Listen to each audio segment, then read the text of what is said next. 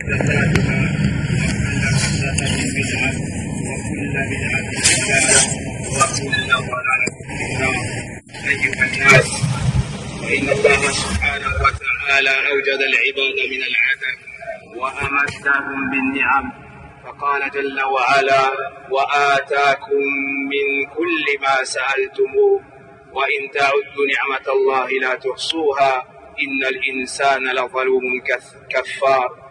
وقال عز من قائل: وما بكم من نعمة فمن الله، وما بكم من نعمة فمن الله. والنفوس السليمة والفطر الطيبة تحب من أحسن إليها وتميل إليه. عباد الله، اعلموا رحمني الله وإياكم أن حاجتكم إلى معرفة الله رب العظيم والإله الجليل أعظم من حاجتكم إلى الطعام والشراب والنفس، فهو أساس هذا الدين والركن الأول من أركان الإيمان وقسم من أقسام التوحيد. قال الله جل وعلا في كتابه الكريم: ولله الأسماء الحسنى فادعوه بها.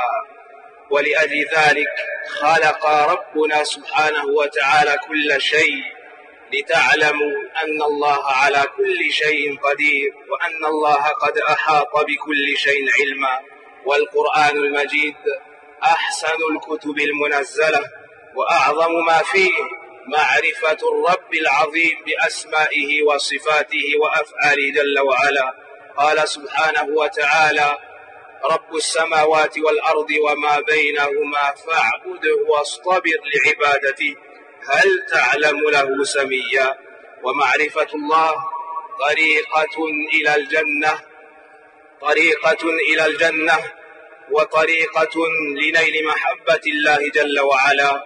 قال رسول الله صلى الله عليه وسلم: إن لله 99 اسما 100 إلا واحدا من أحصاها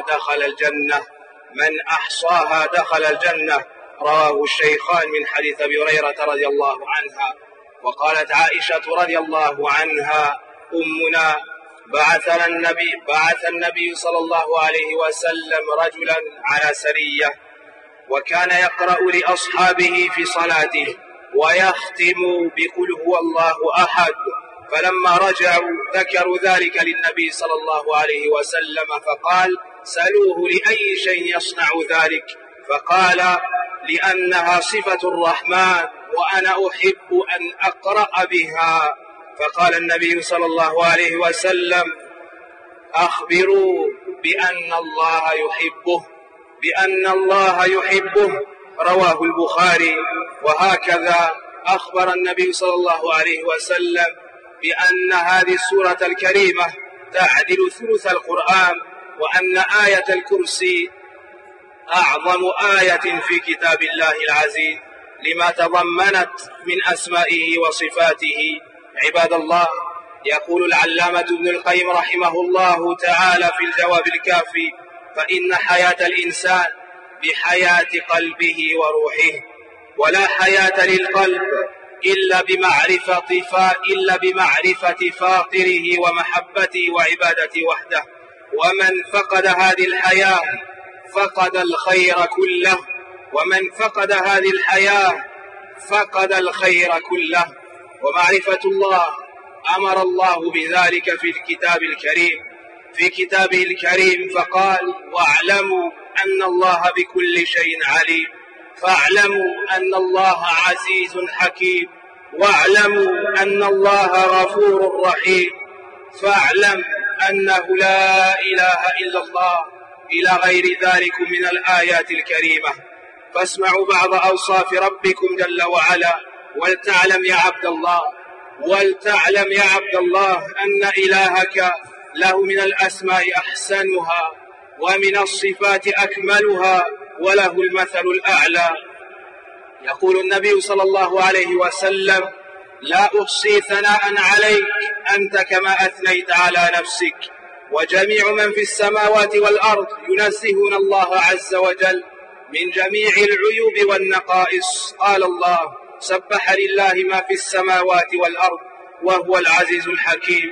والخلق كله خاضعون لله عز وجل. قال جل وعلا: أفغير دين الله يبغون وله أسلم من في السماوات والأرض طوعا وكرها الأمر أمره والملك ملكه ألا له الخلق والأمر تبارك الله رب العالمين. أتقن ما صنع وأبدع ما خلق وقدر مقادر الخلائق قبل أن يخلق السماوات والأرضين ب50,000 سنة. جميع الخلائق تحت قبضته وهم مفتقرون إليه وهو الغني الحميد. يميتهم ويحييهم، يضحكهم ويبكيهم، يغنيهم ويفقرهم. قال الله: وما من دابة إلا هو آخذ بناصيتها قهار لا غالب له فعال لما يريد ماشيئته نافذة ما شاء الله كان وما لم يشأ لم يكن. إنما أمره إذا أراد شيئا أن يقول له كن فيكون. ولو أن الأمة اجتمعت على أن يضروك بشيء لم يضروك إلا بشيء قد كتب الله عليك، لا يسأل عما يفعل وهم يسألون. وإن يمسسك الله بضر فلا كاشف له إلا هو، وإن يصبك بخير وإن يردك بخير فلا راد لفضله. عليم لطيف خبير علام الغيوب وهو عليم بذات الصدور. قال جل وعلا: وعنده مفاتح الغيب لا يعلمها إلا هو ويعلم ما في البر والبحر وما تسقط من ورقة إلا يعلمها. الآية. يسأله من في السماوات والأرض كل يوم هو في شأن، يفرج كربا ويشفي مريضا ويجيب داعيا ويغني فقيرا ويهدي ضالا، يعز ذليلا ويذل طاغيا، كل يوم هو في شأن. يسمع كل شيء ويبصر كل شيء سبحانه وتعالى. السر عنده علانية، وتوكل على العزيز الرحيم الذي يراك حين تقوم. وقال جل وعلا: ألم تعلم أن الله يرى دبيب النملة السوداء على الصخرة الصماء في الليلة الظلماء، جواد كريم كثير العطاء سبحانه، يعطي قبل السؤال وبعده. قال الله: وقال ربكم ادعوني أستجب لكم. ينزل إلى سماء الدنيا كل ليلة في ثلث الليل الآخر فيقول: من يسألني فأعطيه. يرزق النملة في الثرى والطير في الهوى والحوت في الماء. قال الله: وما من دابة إلا على الله رزقها، خزائنه ملأى ورزقه لا ينفد. قال النبي صلى الله عليه وسلم: يد الله ملأى لا يغيضها نفقة، أي لا ينقصها نفقة، سحاء الليل والنهار. أرأيتم ما أنفق منذ خلق السماوات والأرض فإنه لم يغض، أي لم ينقص ما في يده. رواه البخاري من حديث أبي هريرة رضي الله عنه. علي كبير متعال، الكرسي موضع قدميه كما قال ابن عباس. رواه الحاكم وصححه الألباني في مختصر العلوم. يقول الله تبارك وتعالى: إن ربكم الله الذي خلق السماوات والأرض في 6 أيام ثم استوى على العرش. وقال جل وعلا: الرحمن على العرش استوى. ومعنى استوى أي على وارتفع، كما هو واضح جلي في لغة العرب. ويحمل عرش الرحمن ملائكة كرام، وأحدهم وصفه النبي صلى الله عليه وسلم كما في حديث جابر بن عبد الله رضي الله عنه عند أبي داود. يقول النبي صلى الله عليه وسلم: ما بين شحمة أذن أحده بلا عاتقه مسيرة 700 عام، فخلق عظام ومن صفاته الكلام، ومن صفاته الكلام. يتكلم ربنا جل وعلا، يتكلم بحرف وصوت، وكلم الله موسى تكليما، والقرآن أحسن كلمه. قال الله جل وعلا: فإن أحد من المشركين استجارك فأجره حتى يسمع كلام الله، حتى يسمع لك كلام الله. وعن ابن مسعود رضي الله عنه قال النبي صلى الله عليه وسلم: إذا تكلم الله بالوحي سمع أهل السماء للسماء صلصلة كجر السلسلة على الصفا فيصعقون. رواه أبو داود. تخشاه من عرفه. بل قال ربنا: تكاد السماوات يتفطرن منه وتنشق الأرض وتخر الجبال هدا أن دعوا للرحمن ولدا. قال الضحاك رحمه الله تعالى: تكاد أن يتشققن السماوات فرقا، أي خوفا من عظمة الله. فتفقهوا يا عباد الله في معرفة ربكم سبحانه وتعالى.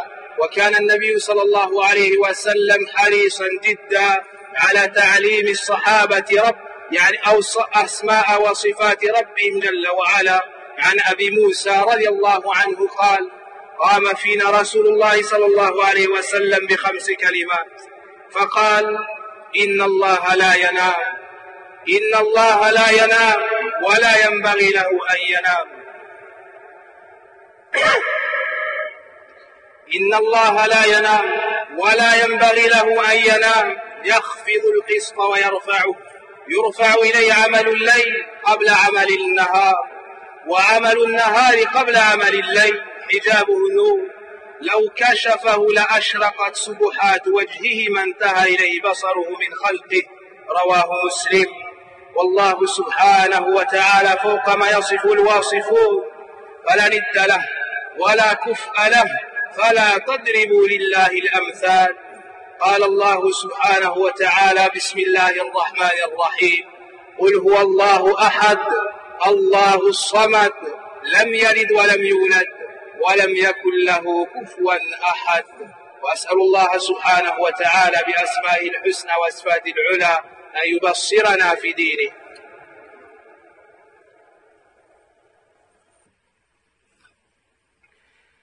الحمد لله رب العالمين، وأشهد أن لا إله إلا الله وحده لا شريك له، وأشهد أن محمدا عبده ورسوله صلى الله عليه وعلى آله وصحبه الكرام. وبعد. Certes, Allah subhanahu wa ta'ala nous a tous créés et nous a comblés de ses bienfaits. Comme il nous le dit dans le Coran, selon la traduction des sens de ce verset, il vous a demandé de tout ce que vous lui avez demandé. Et si vous essayez de dénombrer ses bienfaits, vous ne pourrez le faire. Et certes, chers frères, celui qui reçoit du bien, celui auquel on accorde un bienfait, tout naturellement son cœur penche vers cet être. Que dire alors d'Allah subhanahu wa ta'ala, celui qui nous a créés à partir de rien et nous a comblés de ses nombreux bienfaits. Sans aucun doute, le cœur de chaque personne a l'obligation de pencher vers son Seigneur immense subhanahu wa ta'ala. Sachez que le besoin que nous avons de connaître Allah tabaraka wa ta'ala est le besoin majeur dans ce bas monde. C'est encore plus important que le besoin qu'a le corps devant la nourriture, la boisson et même de respirer.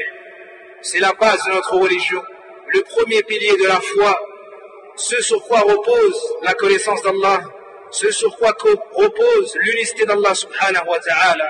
Et comme le dit le grand savant Mohammed ibn Salih al-Uthaymin rahimahullah ta'ala, et aucun serviteur ne pourra adorer Allah azza wa jal comme il doit l'être, si ce n'est après l'avoir connu. Allah nous dit dans son livre, sur la traduction des sens de ce verset, c'est à Allah uniquement qu'appartient les plus beaux noms, invoquez-le donc avec. C'est pour cela qu'Allah azza wa jal nous a créés, pour qu'on le connaisse, qu'on connaisse de sa perfection, afin qu'on l'adore seul d'un culte sincère.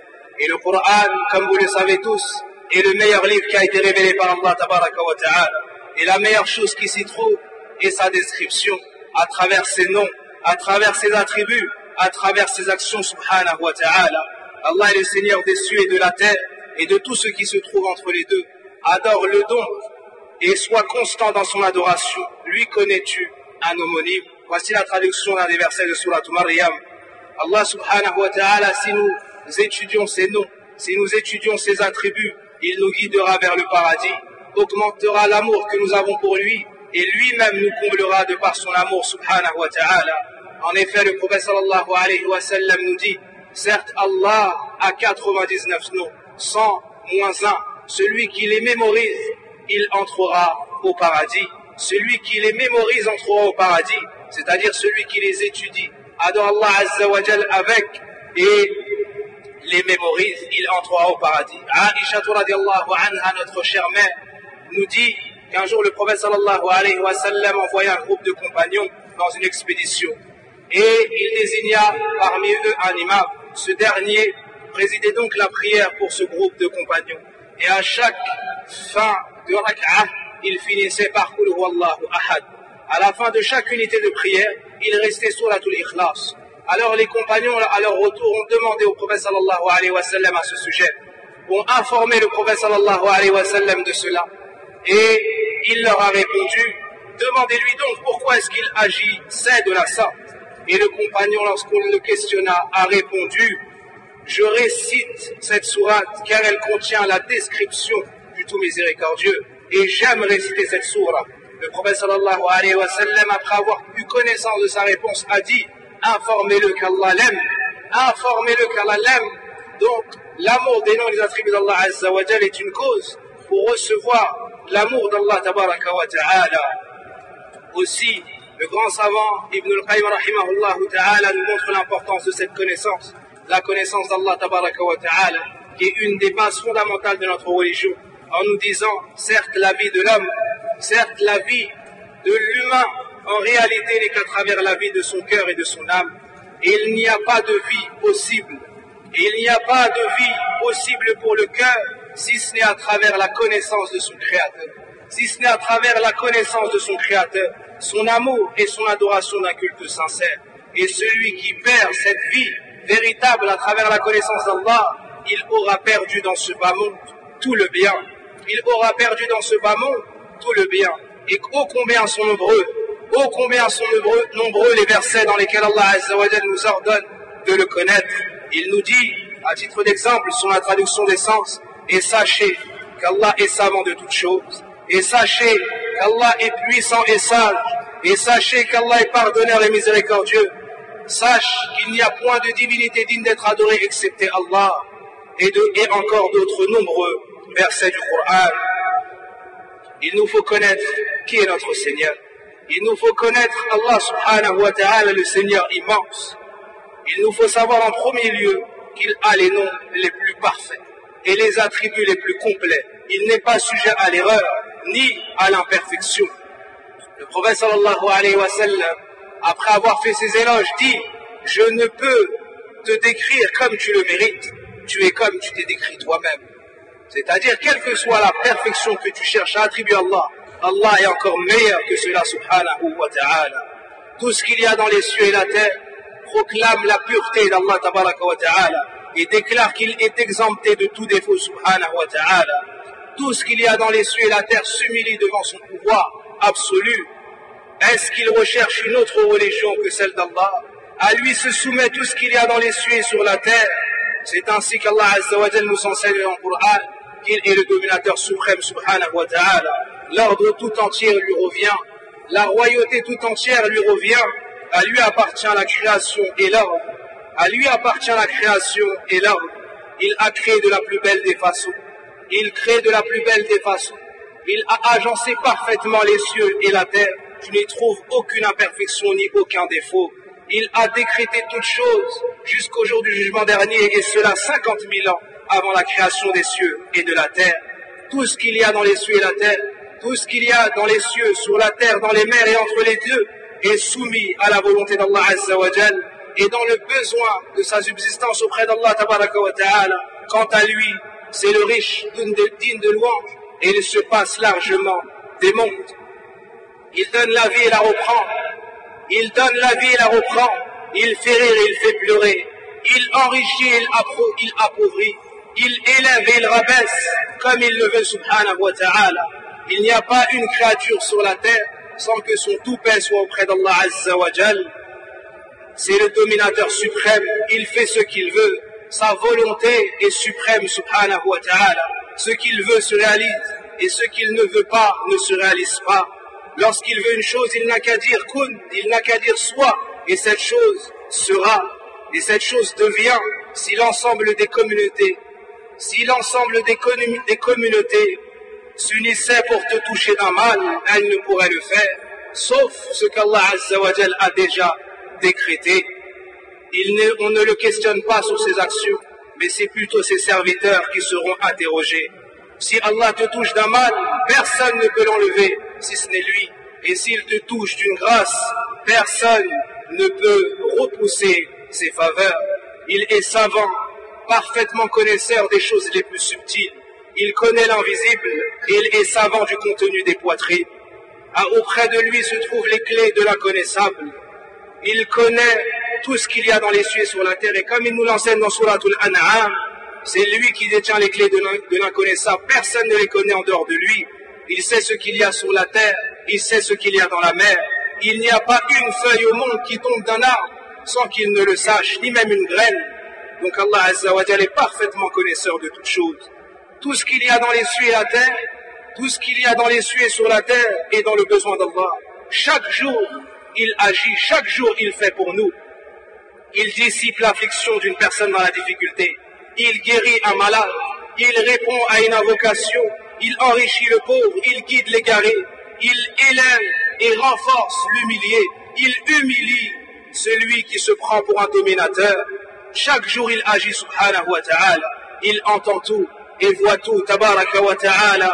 Ce qui est caché pour lui est clairvoyant. Allah Azza wa Jalla nous enseigne dans le Coran, que ce soit nos actions ou les actions d'autres créatures, il est parfaitement connaisseur de cela.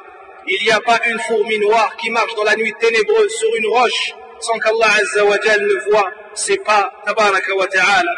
Il est généreux et ses dons n'ont pas de limite. Il donne avant qu'on lui demande et après cela.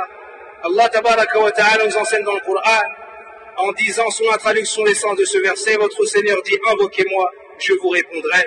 Il descend, le prophète sallallahu alayhi wa sallam nous enseigne qu'il descend au tiers de chaque nuit et il questionne ses serviteurs en leur disant qui est-ce qui me demande afin que je lui donne. Allah Azza wa Jalla donne la subsistance à la fourmi faible sur la terre, au petit oiseau dans les airs, et il donne la subsistance aux poissons dans les mers. Il n'y a pas une créature sans que sa subsistance revienne à Allah tabaraka wa ta'ala. Tout ce qu'il a dépensé, tout ce qu'il a donné depuis la création des cieux et de la terre n'a diminué en rien ce qu'il possède dans sa main, comme nous le dit le prophète sallallahu alayhi wa sallam. Il est le plus grand, il est élevé au-dessus de son trône, il est élevé au-dessus de l'ensemble de ses créatures, subhanahu wa ta'ala. Il nous enseigne dans le Coran qu'il s'est élevé au-dessus du Arsh. Il s'est élevé au-dessus du Arsh, subhanahu wa ta'ala. Et il nous informe de la grandeur des anges qui portent son trône. Des anges qui portent son trône en nous disant, il m'a été permis de vous parler d'un des anges qui porte le trône d'Allah, subhanahu wa ta'ala. L'espace qu'il y a entre sa clavicule, l'espace qu'il y a entre le lobe de son oreille et sa clavicule est semblable à la distance parcourue en 700 ans. En 700 ans, ce sont des créatures immenses et cela nous informe de l'immensité du Créateur subhanahu wa ta'ala, Jalla wa ala.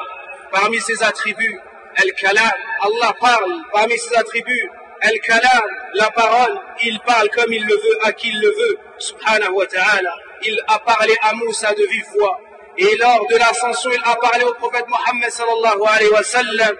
Et il lui a ordonné 50 prières de jour comme de nuit, jusqu'à alléger cela au nombre de 5. Sa parole est la meilleure, la plus complète, la plus parfaite. La meilleure de ses paroles est le Coran. La meilleure de ses paroles est le Coran.